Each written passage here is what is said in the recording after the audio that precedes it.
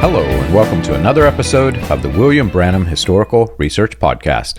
I'm your host, John Collins, the author and founder of William Branham Historical Research at william-branham.org, and with me I have my co-host, researcher, minister, and friend, Charles Paisley, the founder of ChristianGospelChurch.org and the author of Come Out of Her, My People.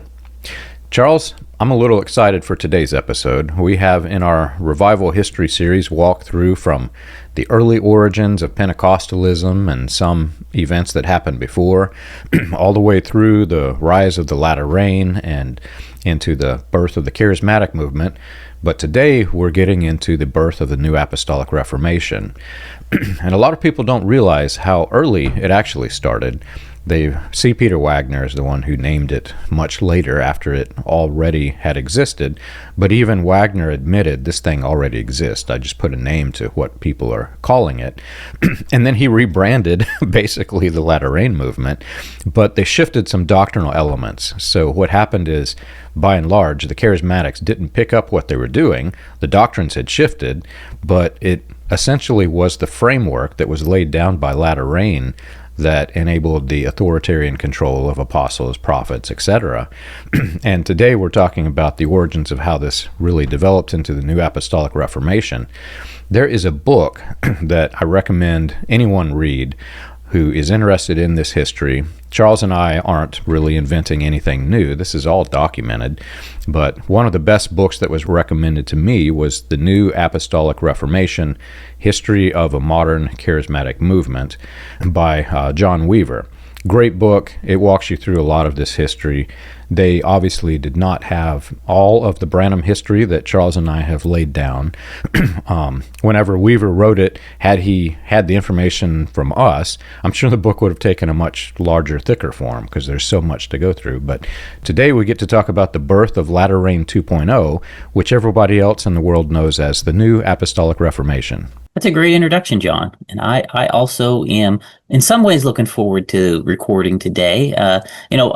As I kind of already said in the last two episodes, as we've started down this arc, there is within me a reluctance to record this topic for a variety of reasons, which is part of the reason I've avoided really going too deeply into this stuff for the years that we've been doing these podcast series. But I still have that same reluctance today. And part of my reluctance is just the complex legacy of some of the figures in this movement. John Wimber, who we'll talk about quite a fair bit today, being one of those people with a particularly complex legacy.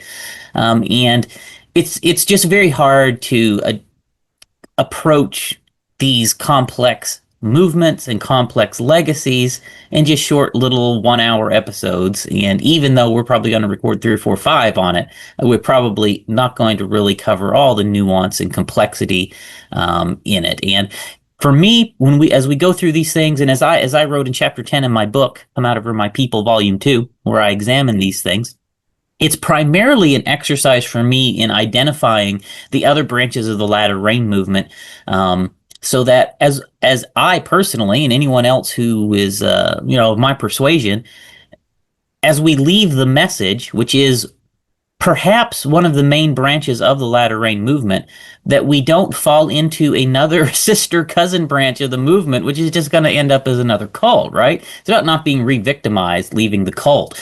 And so that is really the main purpose I see as I look at these things. It's where is it not safe for me to go, having left the message? And for me, what made the message a cult was not that we had a prophet that told us some made-up stories. What made the message a cult was the underlying framework, which actually came out of the latter rain movement and can be found in all of our sister branches of the movement, many of whom are also equally destructive or even more destructive cults in some cases.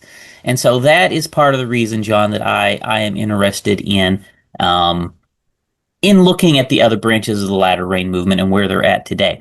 Now, if you think of the latter rain movement, the way I look at it, there are, coming out of latter rain in the 40s, there are 3 senior branches of the latter rain movement. 3 senior branches that each trace a line of direct ordination and descent from the elders of Sharon Orphanage. Okay, and the 3 senior branches of the message are Number one, global missions, which is the group that actually maintained control of Sharon missions. Global missions is the Sharon orphanage today. Okay, global missions is one of the senior branches of the Latter Rain movement. Regardless of what they may say, they are one of the senior branches of the Latter Rain movement. The second one of the senior branches of the Latter Rain movement is the shepherding movement. John, we're talking Derek Prince, Ern Baxter, those guys. The shepherding movement is one of the senior branches of the Latter Rain, which also claims a direct line of ordination out of Jim Watt, another one of the original elders of Sharon Orphanage.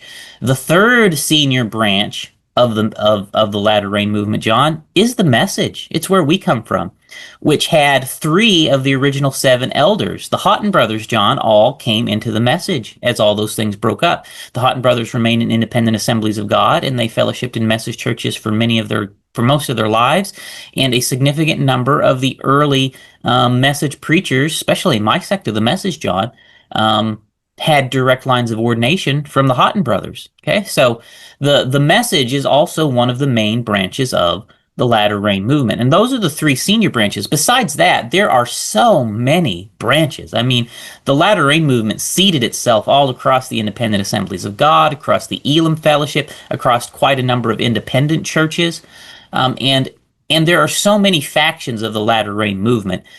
Some of which we covered starting back in episode 32. Someone wants to go back and understand how those all broke up the way they did and why they did. But those 3 senior branches, John, all in some degree or another played a role in producing the new Apostolic Reformation. And we want to talk about that a little bit again today. If you remember in our last episode, we talked through the Vineyard, basically how the Jesus People movement got started. And in the early Jesus People movement, John, the shepherding leaders, via Lonnie Frisbee and a few others, got a back door into the early Jesus People movement. And they influenced some percentage of the early Jesus People movement with their ideas, which were Latter Rain ideas. The shepherding movement is one of the main senior branches of the Latter Rain ideology. They influenced those teachings into the early Jesus People movement. And the Jesus People movement took a softer version, a less extreme version of all those Latter Rain teachings early on.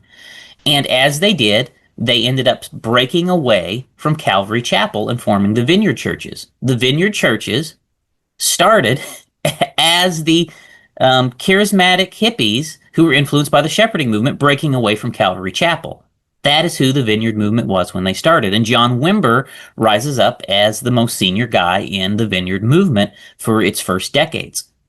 Okay?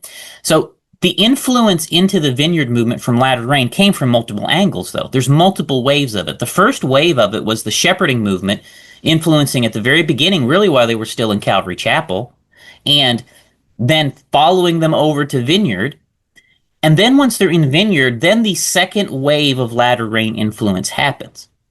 And that second wave of Latter Rain influence is what we're going to talk about today. And although I say it's the second wave of Latter Rain influence into the Vineyard movement, historians actually call this period the third wave of Pentecostalism. That's what starts. What is born in the Vineyard movement is the third wave of Pentecostalism. Pentecostal history is broken into 3 distinct phases if you read most historical books. Phase number 1 of Pentecostal history started with Azusa Street. That's the first wave, was Azusa Street. And then what came after that? The second wave of Pentecostalism started with William Branham and the healing revivals. William Branham initiated the second wave of Pentecostalism, okay? So he's really the leading figure most people will acknowledge in the second wave of Pentecostalism, which is where we come from.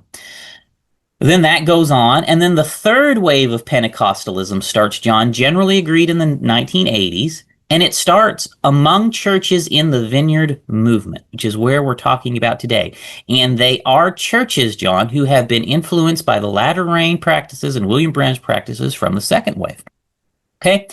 And so that's where we're at today, John. We're going to start talking about these other influences that came into Vineyard and combined with the already maybe softer version of Latter Rain that they had adopted through the Vineyard movement, and takes it and starts turning it into the more radical version. They're progressing towards the radical version of this ideology in the Vineyard movement as time goes on. And eventually, as we probably get in our next episode, John Wimber wakes up on his deathbed and realizes, I'm going to go to hell maybe if I don't make this right. I don't know. But whatever, at the end of his life, he realizes, and he largely kicks them out and pushes them out of Vineyard. And so our next 2 episodes, we're going to go through that phase. But what John Wimber pushes out of Vineyard at the end of his life is the New Apostolic Reformation. The New Apostolic Reformation was born in Vineyard during the third wave of Pentecostalism as these influences came together. And towards the end of John Wimber's life, he wakes up, maybe, I don't know. We'll talk about that in the next episode. And they get pushed out of Vineyard, and they are the New Apostolic Reformation, already fully formed by that point. And that's in the late 1990s. So here we go, John. It's going to be a fun episode today. It will. But before we go there, I want to go back to something that you said, because it is very important that people understand. You're describing what makes a cult, and you are absolutely correct. It isn't just the central figure or having a central figure. So whenever people look at a particular group, they might say, well, this group's not a cult. There is no central figure. I don't see a face like Jim Jones that is hovering over the people and beating them into submission verbally. But let me tell you a story about a minister that I knew. I came in contact with a minister. He actually reached out to me, who had been in the Branham cult for decades. And he woke up towards the end of his life. He woke up and realized that I don't agree with some of the doctrine and the control and all of the things that William Branham stood for. And so I have tried for the past few years to shift my church away from Branhamism. And he said that I don't say the word Branham anymore. I just take the doctrines that he taught that were good. I avoid the doctrines that were bad. And I'm trying to slowly bring my church into truth. And that's something I can support. That's a good thing, right? However, in the midst of all of this thing, I'm helping this guy. I'm giving him, information that I have. In the midst of all of that, his wife secretly contacts me and is pleading for help. John, what do I do? This church is, yes, it is taking the name Branham out of the church, but the level of control that they have over the people, the governance, the authority of the pastor, and she's talking about her husband.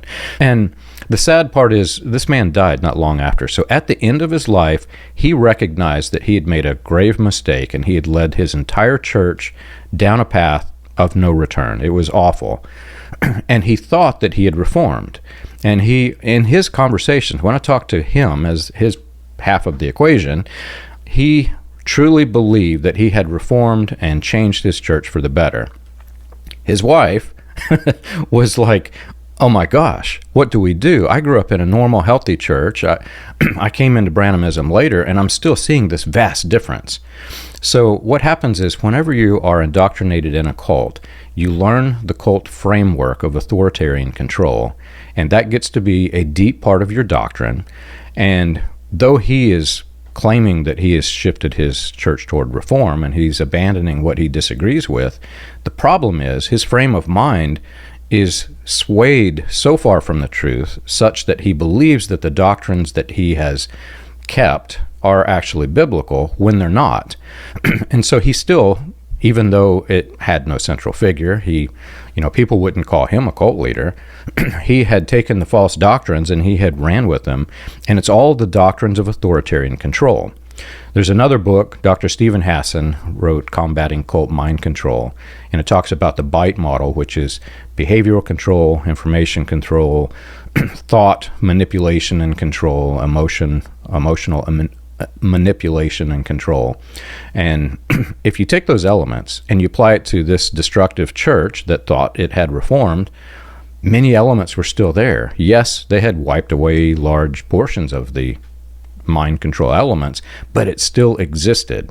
And so therefore the church was not a healthy church. I'll just say it like that.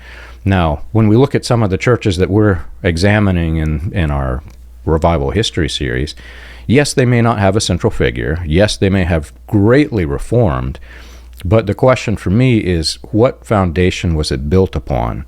And so for that, I'm excited to get in today's episode, because we're talking about literally that foundation that was laid. And you have to ask the question, yes, they've reformed, but how much, and how much of the movement itself is still very controlling and manipulative. You're exactly right, John. And there's such a risk when you leave the message or another branch of the latter-rain movement of being re-victimized by another cult. Because, John, if you take the message and you and you demote William Branham from central figure to just average prophet, or maybe just ignore him altogether, what are you left with? What do you, if you just take the message and subtract William Branham, what do you have? You have the new Apostolic Reformation. So it looks mighty appealing to people who leave the message. The other branches of the latter rain look mighty appealing to someone leaving the message. And it looks like, oh, okay, we subtract William Branham. He led us astray. Let's retrace one or two steps. Okay, then let's go into the latter rain. Because if you back up a couple steps from William Branham, you end up in one of the other branches of the latter rain movement. And I think what I have landed at, John, in my own thinking is you actually got to go back about 5 steps at least. You got to get out of the latter rain, man. Like you don't even want to be in a branch of the latter rain because, like I said, and you said it's not the made up stories from William Branham that made the message a cult. It is the framework that allowed him to get away with everything he did. That is the underlying problem. William Branham got scot-free away with what he did and ended up forming a cult that grew into millions of people around the world. And there was no structure. There was nothing to stop him, to slow him down. Barely even a speed bump, John, to stop this cult in this movement. And you and I know the horrors of this movement. We've covered it in the podcast. So what allowed that to happen? It wasn't the made-up stories of the prophet. It was the framework that he was already operating within, in large part that pre-existed him, John, that allowed all of that to happen. And you're correct. That underlying framework of the brainwashing techniques, of the authoritarian leadership model, and of really the crazy ideology that leads to radical behavior, manifested sons of God, all of that exists in these other branches of the movement, and it's important to be aware of them. That way, I mean, if you're leaving the message, I think you're at high risk of being re-victimized if you go to one of these groups. And so I myself am incredibly cautious. If I was going to join myself into another branch of the latter rain movement, I know there are people who've left the message, and that's what they've done, and I don't begrudge them at all. I'm sure. Here's the thing, John. There's quite a lot of branches of the latter rain movement that are a whole lot less dangerous than the message and where we come from. But then there are other branches of the latter rain movement that are just as dangerous and more dangerous, right? And so people just kind of have to use their wisdom and decide what they're going to do. But as we come back here and what we're talking about today, so in the Vineyard Movement, John, as the Vineyard Movement breaks away from Calvary Chapel, this starts to begin really in the late 1970s, and by 1982, it's more or less a full clean break from Calvary Chapel.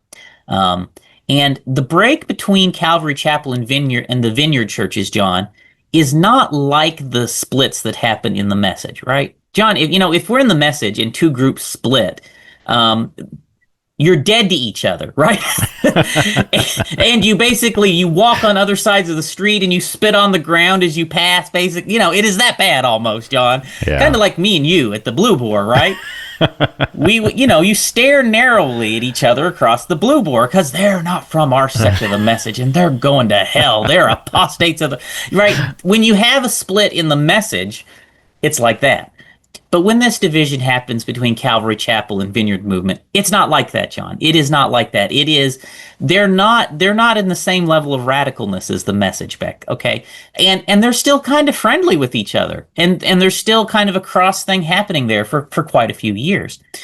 And so, anyway, Vineyard breaks away and they go down this route where they have basically taken all of the shepherding movement influenced guys from Calvary Chapel. And Calvary Chapel starts on its path and it's reforming. So Calvary Chapel has been reforming away from this ideology, John, since really the late 60s and early 70s.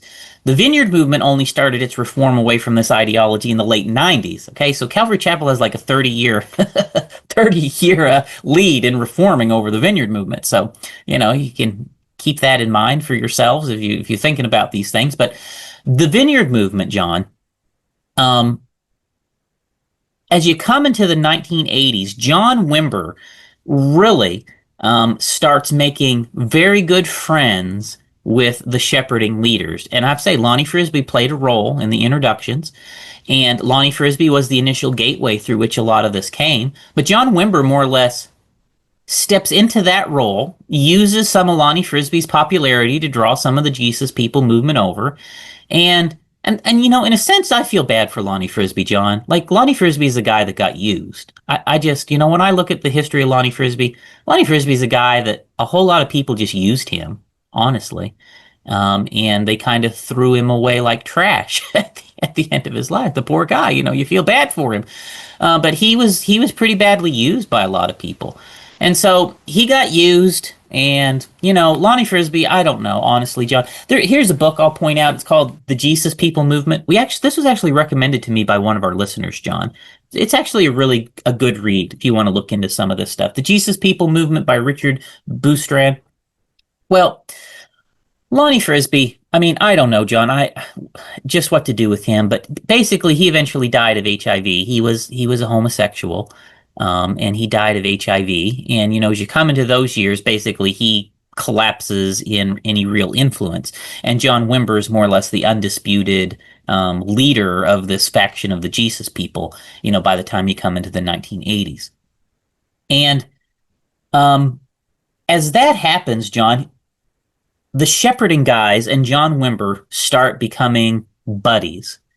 And what happens, John, is you see John Wimber regularly inviting all of the top shepherding guys to speak at the Vineyard churches and the Vineyard conferences. They start featuring John Wimber in New Wine magazine.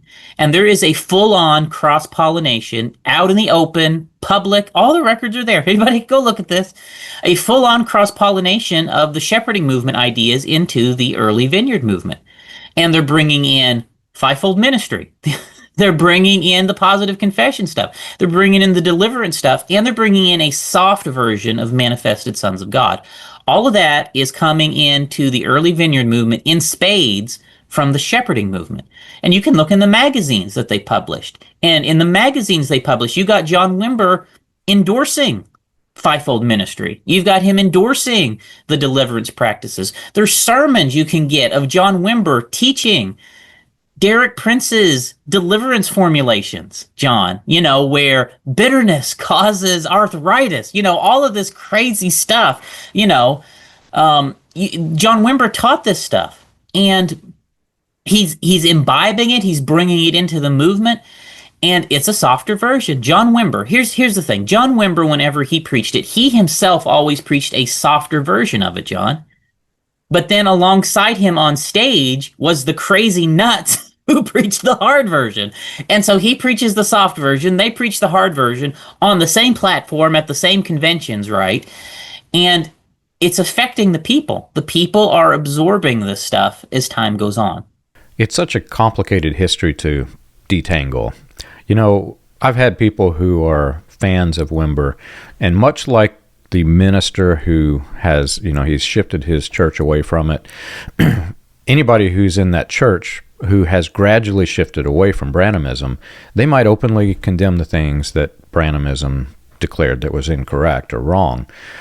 The difference is, whenever you're in a destructive cult, one of the key indicators, according to Dr. Stephen Hassan, is how open they are with their information. If they try to conceal it from you, that's a cult strategy. And what I find is there are a lot of people who, like it or not, they are supporters of people like Wimber, and Wimber's just one in a crowd of hundreds. It's not that we're singling him out in this, but he's one guy who has a history that really is critical to understand how the New Apostolic Reformation came to be.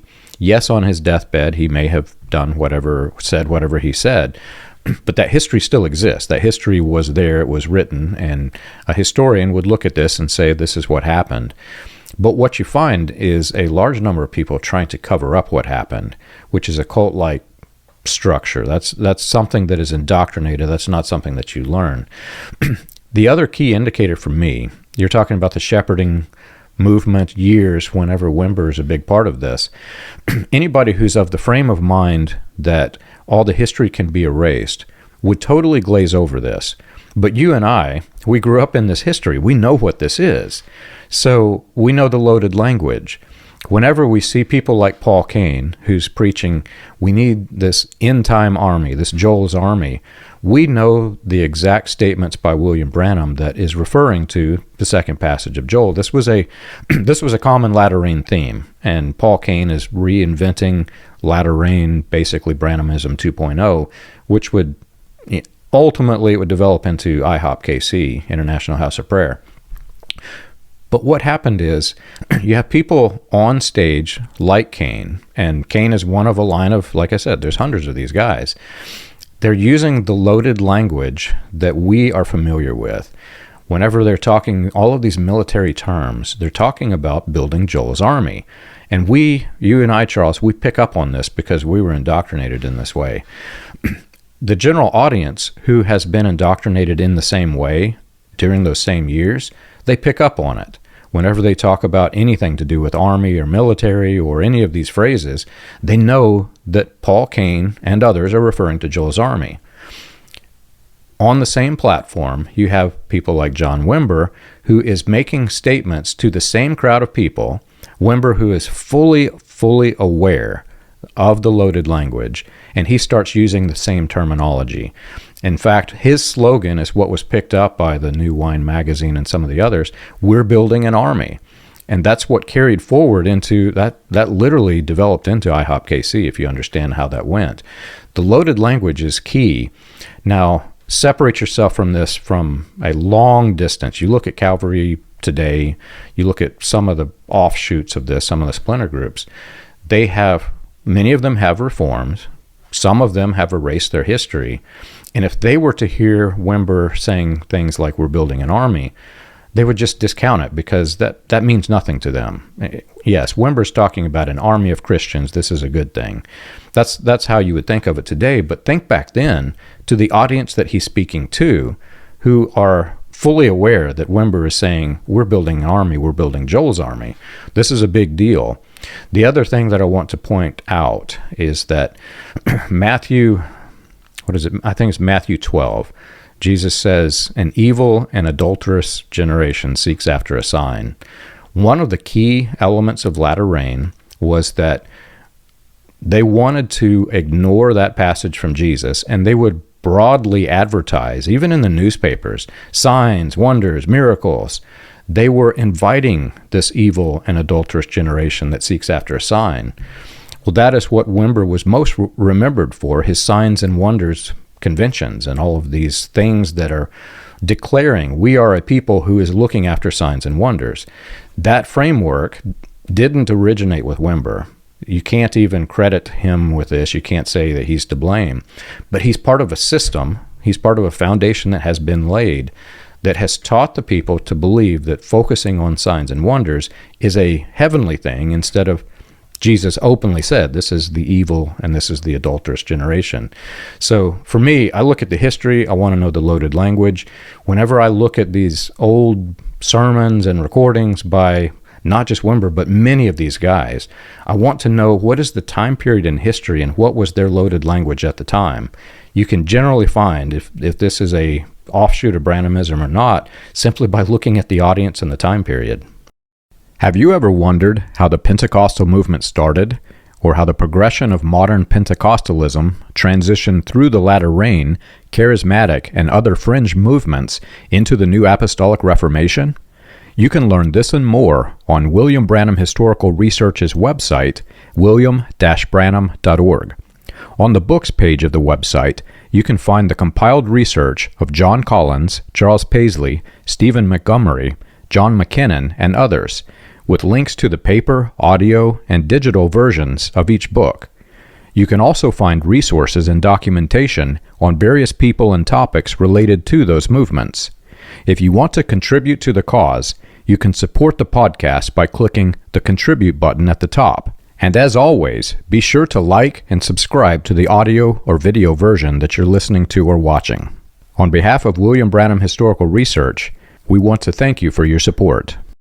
You know, if you go all the way back to the early days of this ideology in the 40s, one of the big things that was frequently used as a appeal or selling point for this ideology was, look, we have signs, wonders, and miracles, and this is therefore going to make us more effective in missions because we can demonstrate power to these people. We can demonstrate signs, wonders, miracles, and they will believe because of the signs, wonders, and miracles, and we can therefore have an edge on converting these people to Christianity. And that is still a major rationale in this ideology to the present day. But what you're pointing out there is very correct. And you know me, John, like I hardly ever in our podcast series talk about, Bible and stuff like that. But yeah, you're right. Jesus said, what did he say right there? He said, a wicked and adulterous generation seeks after a sign. But what's the very next scripture? And no sign will be given to them except the sign of the prophet Jonas, the sign of the resurrection, 3 days and nights in the heart of the earth and the resurrection, right? And what Jesus is saying in that passage, John, is like, if the truth of the gospel message, if the truth of the resurrection isn't enough to convert these people, right, and you're trying to convert them with signs, wonders, and miracles, you're actually fundamentally doing it wrong, right? The sign to convert the people is the resurrection of Jesus, not signs, wonders, and miracles, right? And that is the very context of what Jesus is saying in that verse. And when people do that, like and they go down that route, oh, well, our signs, wonders, and miracles are going to convert the people. They are really directly contradicting the Bible, John. I mean, it's so... Anyway, set that aside. Moving on. You're right, John, when it comes back to John Wimber. John Wimber, the New Apostolic Reformation is just as much a part of the legacy of John Wimber as the Vineyard Movement. There is no New Apostolic Reformation today without John Wimber. He is critical to the formation of the New Apostolic Reformation. He is the man who platformed and brought the leaders who formed the NAR to the masses. Without John Wimber, you don't get it. John Wimber was a critical man in this path. And he might have been a nice man. And he did not preach. I agree. I don't think he preached to the radical extreme as the rest of them did. But he let them preach the radical extreme right next to him on the platform while he sat beside them and said amen, right? And indoctrinate the people, who he then kicked out at the end of his life. But he's the one who enabled it all, right? And you can't do this thing where you whitewash all this. No, John Wimber made some very terrible mistakes that ended up producing an incredibly destructive cult. And yeah, John Wimber himself was maybe not crazy. And yes, maybe at the end of his life, he recanted this stuff. But nevertheless, this is a horrible, horrible mistake that John Wimber made in his life. And it makes him a model that we should not emulate. I mean, the stuff he did on this respect, this is what, again, I'm not going to vineyard churches myself, John, because this is kind of scary to me. I see this produced something really ugly, and I'm glad the Vineyard Movement's reforming. I don't want nothing to do with this stuff myself. It's too dangerous. And so let's do this, John. Let's put up a clip for our listeners. And I'm just going to very simply, let's play a clip. And before we play it, John, here's what I'm going to point out to our listeners. This is what I want you to watch for in this next clip so you can understand what we're talking about. In this next clip, I want you to listen. John Wimber is encouraging the people to go into an altered state of mind.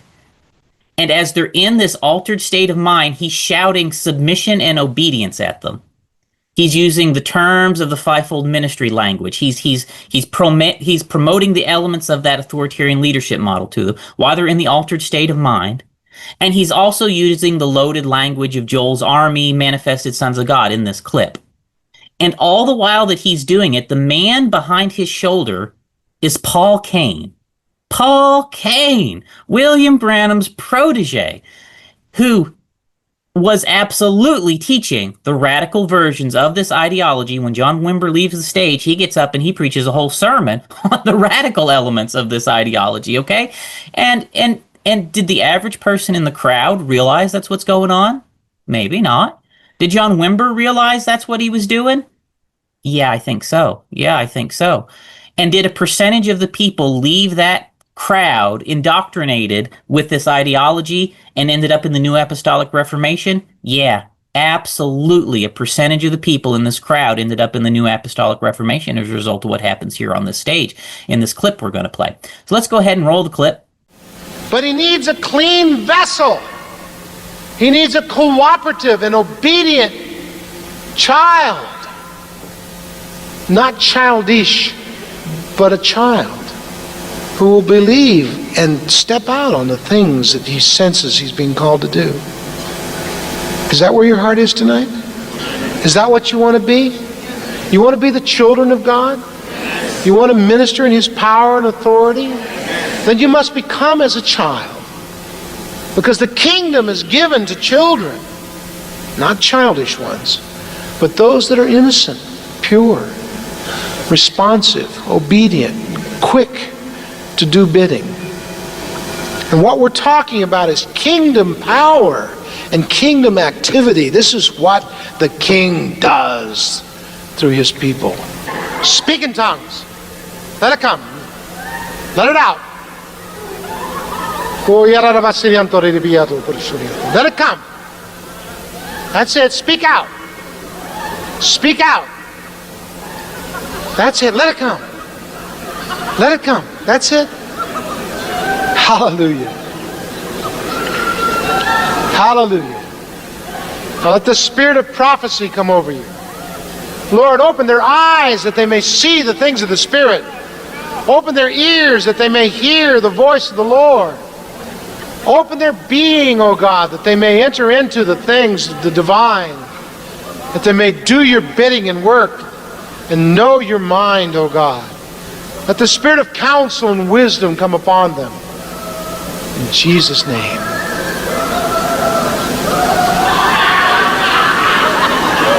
Don't worry about that. That's just a little darkness. It's getting cleaned out.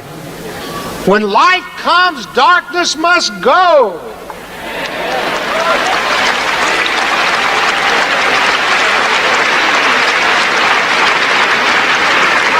Let the power come. We need more. Capture them, Lord. Take them captive for your purposes, O God. Raise up an army for yourself, O God.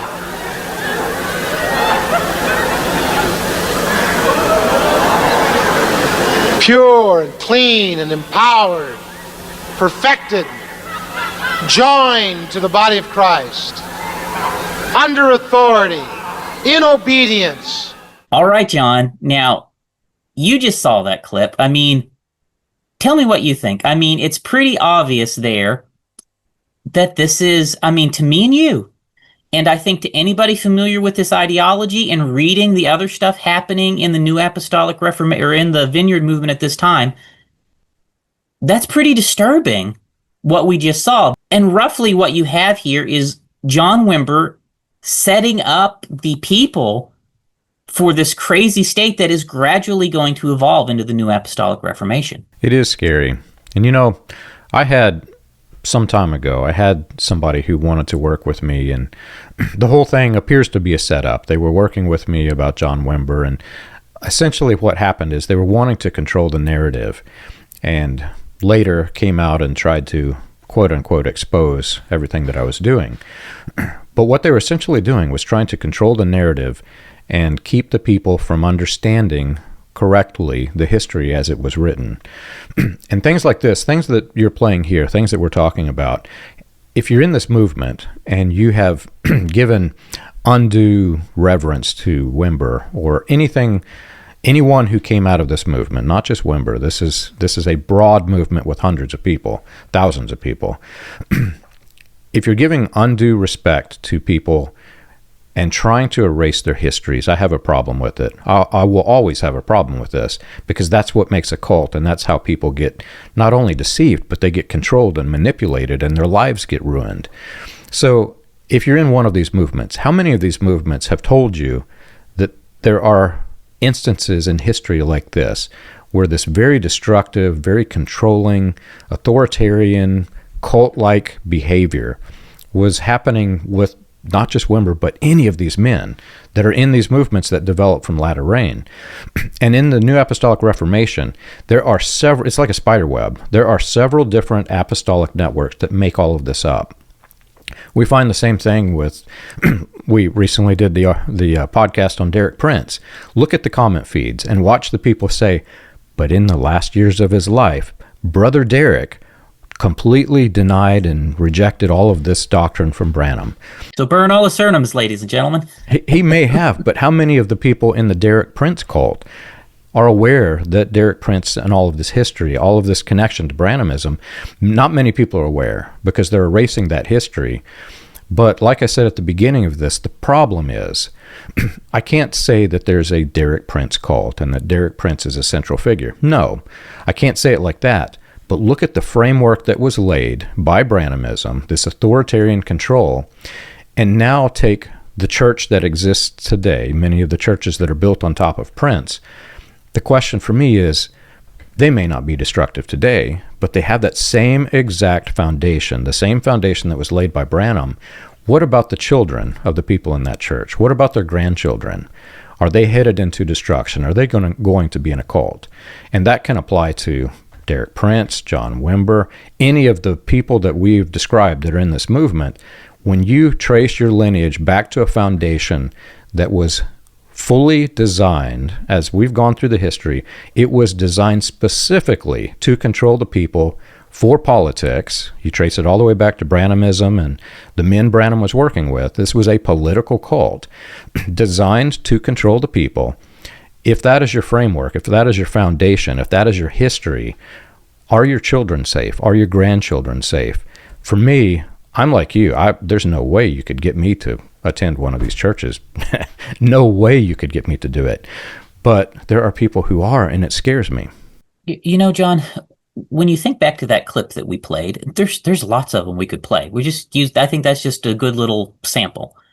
You know, there's a lot of people that would watch that and see what's going on there, and it wouldn't sound too bad, right? And they would even think it's a good thing that's happening. Oh, the Spirit of God is falling, and it's obedience and submission to God, and it's an army to spread the gospel, right?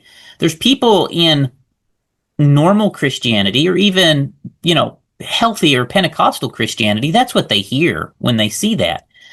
And it's because it's using the same language that this cult ideology uses. Now, is that what John Wimber meant when he said all those things? Maybe he did. But I'm telling you, the man standing behind him on the platform there, Paul Cain, who came from the Message, that is not what he meant when he said those things. It's the same language with different words, different meanings. When he says army, he means manifested sons of God. When he says obedience and submission, he's talking about fivefold ministry, authoritarian leadership structures, right? And this is what's so important. And a lot of times I think, John, people maybe from more traditional, normal Christianity, when they hear this terminology, and then the people like us who come from the cult with this exact same terminology, we almost can talk past each other because we don't, you know, the words don't mean the same thing. We're actually speaking in a different language when we say these words, right? And that's what's so problematic with these cults is they've hijacked the words and they've changed the meanings of them, right? And absolutely, the language around submission and obedience all flows out of the fivefold ministry teachings of the latter rain. That is what they're imbibing there. And the talking about, you know, forming the army and so forth, yes, it's absolutely the entry point into the manifested sons of God ideology. Now, the other thing I want to point out to you, John, is I mentioned how the latter rain influence came into the Vineyard Movement in two phases. They started from the get-go with that shepherding movement influence. Well, another thing happens, John. As you come into the early 1980s, roughly 1981, 82, the Kansas City prophets join the Vineyard Fellowship, John. If you go back in the 80s, where were the Kansas City prophets? They were in the Vineyard Fellowship. They were the Vineyard Church of Kansas City. That is who the Kansas City prophets were. They were in Vineyard. Okay, so poor John Wimber, my goodness, John. He starts out inviting the shepherding movement. It's going downhill. And then he invites in the Kansas City prophets. Who is the chief lead of the Kansas City prophets? Mr. Paul Cain. Who is Mr. Paul Cain? John, now we're talking about a branch of the latter rain movement that you and I are deeply familiar with. Paul Cain is one of William Branham's proteges. He was advertised himself as another William Branham. Paul Cain was in message churches in these same years. Okay, Mr. Wimber, you have a message preacher standing on the platform behind you. Vineyard folks, you have a message preacher touring your churches teaching you in those years. Now, don't you tell me that there's no connection. No, you have. And here's the thing, John. In those years, John Wimber is telling the people, as he introduces Paul Cain, a message preacher, John, from message roots, from Branhamism. He's telling the Vineyard people that Paul Cain is the greatest living prophet in the world.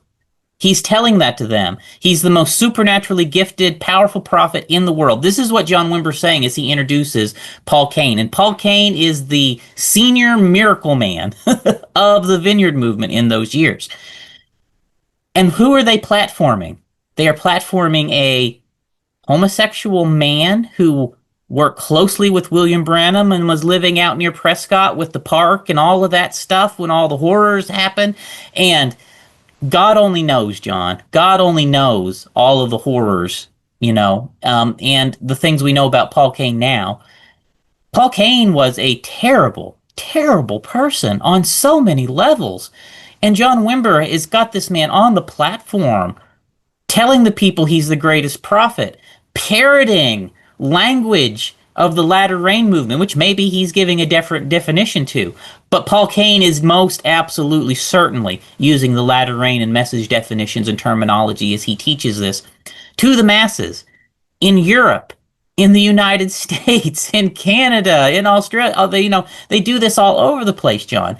And as they throw open the doors, the Paul Cain and the other Kansas City prophets in the 80s and the early 90s, this is before Mike Bickle had Kansas City Fellowship and all that, they are traveling around the Vineyard Movement, just like the message evangelists travel the message circuit, John. Paul Cain was traveling the Vineyard circuit, spreading this stuff all over the Vineyard Movement. Now, did the whole Vineyard Movement accept this ideology? No, absolutely not. Did the majority accept it? I don't even think the majority accepted it, John. But did a sizable minority accept it?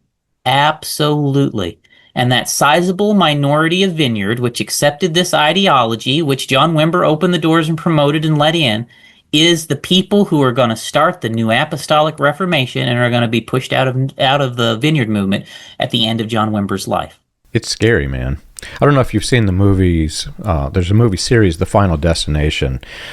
And in the series, when somebody cheats death, then suddenly all of these bad things, like horrifically bad things, start happening to them because they've cheated death and death is coming to get them. All of this reminds you, if you understand the framework of this thing, it is like, it's worse than the Final Destination movies. And ironically, people are choosing their false Final Destination in it. But many of the people who were in this trail of history were fully aware that bad things were happening because of the false foundation. Bad doctrines, men were rising up, and they would actually condemn, like in the early years, I think we pointed out that Jim Jones actually condemned Branham. He and I think Branham said there were 300 ministers that condemned him. They realized that it was a cult. Before that happened, you have the entire Assemblies of God who recognize this is a foundation that is destructive, it is extremism, and we reject it. So the Assemblies of God rejected in the late 40s, 1949, I think it was. All through history, you have people rising up to reject it. Those who stayed in it were fully aware of the reasons why it was being rejected. As they would watch people splinter off and break away from it, those who stayed and remained, they knew that it was bad. They knew the foundation was bad. But what they kept trying to do was shift everything that was built on top of the foundation. Let's leave the foundation. We love the signs and wonders things. It makes lots of money for us. Let's keep the signs and wonders. Let's keep this foundation. And let's keep all of the elements that enable us to claim power over the people who are submitting to us their authority. They wanted to keep all of that, but they kept trying to change doctrines and try to make it seem as though this is a fresh new thing with a fresh new doctrine. Same foundation. Well, just like the Final Destination movies, bad things continue to happen. And this recurs over and over and over and over again. And we're in a cycle where it is reformed so much so that if you were to look at the movement today and then compare it to the Branhamism that we grew up, it looks like two completely different things. This is not the same thing. But if you know the foundation and you have all of that structure and you recognize that, yes, the doctrines are new, but the foundation, the very foundation that it sits on is the same thing, you're essentially playing a game of Final Destination with yourself. Bad things are going to continue to happen. I think what's important, John, too, when people say, well, the doctrine has changed and stuff, I would actually argue, John, that it hasn't changed that much. And the people saying that are actually just unfamiliar with the branches of the latter rain movement. Yes, John, there are the two of the senior branches of the latter rain movement did continue on with dispensationalist theology and rapture and all that, right? But one of the senior branches of the latter rain movement did not. And that is actually one of the very reasons that they broke off in the very earliest days into their own branch of the movement. The global missions branch of this, John, became amillennial. They stopped believing in dispensationalism. They stopped believing in the rapture. And they took on the viewpoint of manifested sons of God, that basically everyone will just become a manifested son of God. They will seize control of the world through the power of the spoken word, okay? And usher in the end of days. That is much more similar to what the Kansas City guys and stuff believed, okay? It's not what we believed in the message, right? Because we had varying interpretations of this, right? There's varying interpretations of these things in the branches of the latter rain movement. And as I said before, within the Vineyard Movement, you have a reconvergence of multiple branches of the latter rain movement, okay? I've already explained how the shepherding movement came in the beginning. Well, here we're talking about how the message branch comes in through Paul Cain. But John, that's not it either. It don't stop there. As Paul Cain comes in and the shepherding movement comes in, they open the doors to some of the original elders of latter rain. Bill Britton and some of those kind of guys are also coming into Vineyard and teaching and sharing things. And they bring in that amillennial view from them. They bring in that dominionist view from them. John Wimber lets in the three senior branches of the latter rain movement into Vineyard, John. And they recombine their ideologies and produce the NAR. And, there's so much there. A person could spend so long talking about all that, John. But John Wimber made just a absolutely disastrous mistake in what he did. And I'm so glad that he changed his mind and started a reform process for Vineyard at the end of his life. But the fallout of the negative choices, that the bad side of the choices he made, continues with us to the present day. And I do know I am putting a lot on John Wimber's shoulders here, because I do believe he is that responsible for all this. I don't think there's anybody more responsible in Vineyard for what happened than him. I think he is by far the most responsible person for what happened. And to be clear, John Wimber platformed sex perverts, homosexuals, R-worders, child molesters, drug-addicted people who killed some people too, and promoted them as senior leaders in this thing. He did. That is the reality of it, right? And to kind of downplay all that, I mean, it happened. It happened. And Paul Cain was one of those people that he platformed in all of that. And they produced something really, really ugly, and something that turned dangerous, in my opinion, certainly. Now, what happens next, John, is as Vineyard starts to bring all these guys in, and you come into the 1980s, by the middle 1980s, guess what happens? The shepherding movement starts to implode. Pat Robertson is launching that campaign against the shepherding guys. The shepherding movement is imploding. It's falling apart. And guess what happens? The shepherding people need a new home. The shepherding churches need a new home. And so, as we've mentioned already, John Wimber and the shepherding guys had already become friends. And John Wimber's in their magazines and all that. And as the shepherding movement implodes, a sizable percentage of the shepherding movement migrates and builds a new home in Vineyard, John. And so now Vineyard, as you come into the late 1980s, Vineyard is made up of multiple factions. One of those factions are the charismatic hippies who were brought in from the Jesus people with the influence of shepherding teachings. Another faction is the actual shepherding movement people who joined them after the shepherding movement imploded. Shepherding preachers, shepherding people. The third branch is, John, you have the Kansas City prophets and all of the latter-rain tangled web that they're connected to also in as a third faction in this thing. So you got three deeply latter-rain influenced factions in the Vineyard Movement as you come into the middle and late 1980s. Now, these are not the only factions. There's other people in Vineyard besides these, but you got these three factions. And they are combining together, John. It is like, I don't know, you know that stuff when you're in school and you mix it together and then the volcano explodes out the top? John Wimber, they're pouring these things together, John. And then what happens as you come into the early 1990s? You get the Toronto Blessing, okay? The Toronto Blessing. And this is not exactly where it started, although this is the point. It became very popular, famously well known all over the world. The Toronto Blessing is when all of these elements have combined and are shaking it up, and kaboom! You get the Toronto Blessing, John.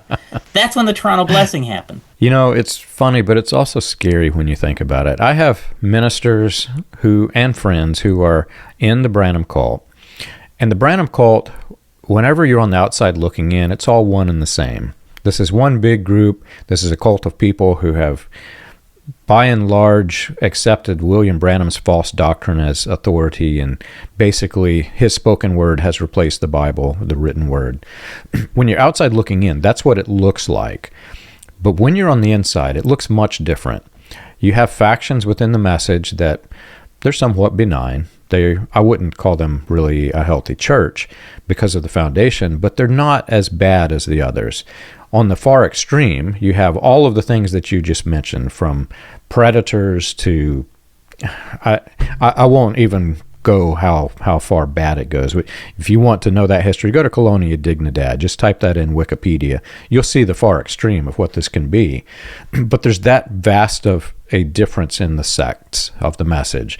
There are people who are killing other people, and there are people who think they're in a somewhat healthy church. But in the midst of all of this, they have the same foundation. So whenever somebody who's in one of the more benign churches who, I had one minister who tells me he's trying to make it a healthy church, and he's going through all the proper steps of a healthy church. And in the back of my mind, I'm thinking, but wait a minute. You have the same foundation as the rest of them. Yes, you may have good intentions. What about whenever you're no longer pastor? What about when you die, when the next guy takes over? That next guy, if he studied Branhamism, he has all of the elements necessary to make it a very destructive cult. And that same mentality applies to all of this movement from start to finish. Yes, the church may look healthy. What about when this current minister dies?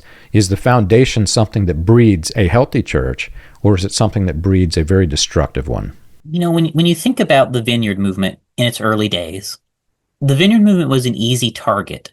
And, as I said in our last episode, I actually believe that the shepherding leaders purposefully targeted Lonnie Frisbee for recruitment. They purposefully targeted leading Jesus people for recruitment. And they did it because they wanted to gain access to this audience of easy marks. And, it's kind of sad to say that, John, but I really think when you look at the origins of all this, a lot of these people were just easy targets for this ideology. They were people who had come from many of them not really Christian backgrounds. They were young people, predominantly young people. And they were there was not a lot of eldership, real serious eldership, from a good authoritative source that you can trust and rely on going on in these things. And they just were easy marks. And like the latter rain movement, the entry bar into leadership is incredibly low in these movements. Now, it's not as low as the latter rain movement today, but you go back to the early days, John, like you go back. Forgive me for talking bad about Calvary Chapel, John, because I'm not throwing Calvary Chapel under the bus here. If anybody from there thinks I'm listening, thinks that's what I'm doing, but you go back to Calvary Chapel in the early days. In what universe should Lonnie Frisbee have ever been made a leader? Never in any universe should Lonnie Frisbee ever been made a leader of anything, right? But he was empowered into leadership. You can kind of go down the list of the people. There is a very low bar of entry into leadership into these things, right? And that is easily abused by this movement, right? And the latter rain ideology around fivefold ministry and so forth jives with that very well, right? It jives with some of the spot that these people already were. And so they just come in and they are easy marks for this ideology, and a percentage of them were converted into it. And John, I think it's very true that as they came in and converted these people, are you aware anywhere of Derek Prince saying, hey, I used to pastor a church with the elders of Sharon Orphanage? Derek Prince never told you guys that. What is that? That's deception, ladies and gentlemen. That's what that is. You guys they didn't tell you all that they had worked with the latter rain movement. In fact, they badmouthed the latter rain movement, is what they would do to some extent, all the while teaching you latter rain stuff. You know what that is, John? Again, that is deception. I'm going to tell you, yeah, the latter rain movement was bad, but hey, let me teach you some of their ideology. That is exactly what they did, John. And the people kind of imbibed on it. And by the time you come up into the 80s, I mentioned before how they kind of just had a very soft version of Manifested Sons of God at the very beginning from the shepherding movement. Well, as they bring in the Kansas City prophets, and they bring in all of the latter rain influence that those guys were connected to, John, they start to bring in the radical form of Manifested Sons of God. It makes it radical form of Manifested Sons of God begins to make its appearance as they bring in the Kansas City prophets. And Paul Cain is teaching latter rain by name to the Vineyard conferences. And he's teaching Manifested Sons of God by name to the latter rain conferences, okay?